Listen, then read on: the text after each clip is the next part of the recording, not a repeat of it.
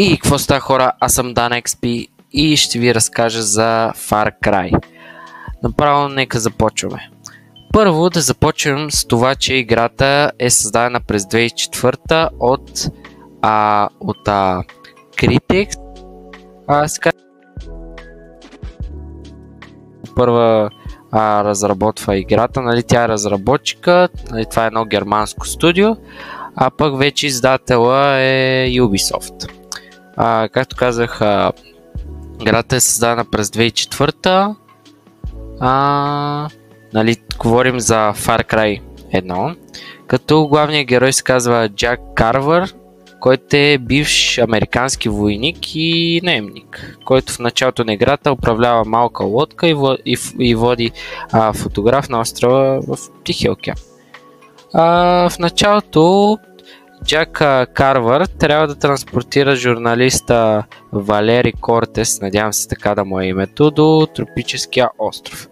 След като стига там, лодката му е унищожена от ракетен удар, а Валери изчезва. Нали. Така започва мисията му. Основната заплаха на главния ни герой е контролирания, нали, от армията остров. И също името на главния злодей е доктор Кригър, мисля, че така се казва. Като мисията е, Джак, нали, се опитва първо да оцелее, все пак, и да намери Валери. И също да спре експериментите. Като имаме и човек, който в началото по радиото помага на главния ни герой, който се казва Дойл. Като горе-долу това е началото. Главните като мисии или истории, както искате ги наричате, първо нали, разбиването на лодката, за което ви казах какво става, после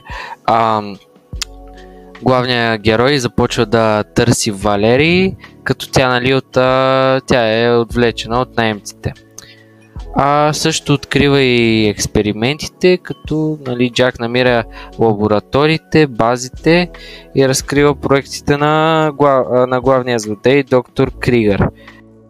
Като нали, Джак е заразен с експериментален вирус, който му дава да е много силен, да има направо като супергерой. Но това, нали, го поставя в опасност, като Дойл, човека от радиото, му дава инжекции, за да го контролира. После имаме сблъсък с мутантите, те мутанти просто. Като в края на играта тригените вече са извън контрол и армията на Кригър е разбита.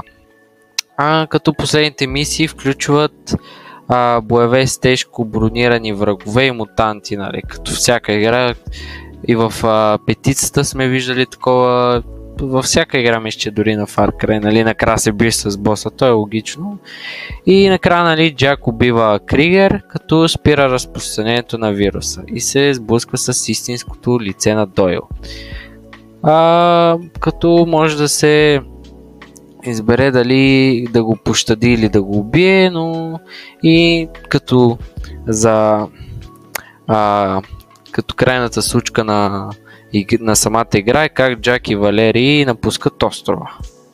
Ако искате, мога да направя на някоя друга игра, понеже знам, че не всички хора, нали, много харесват Far Cry.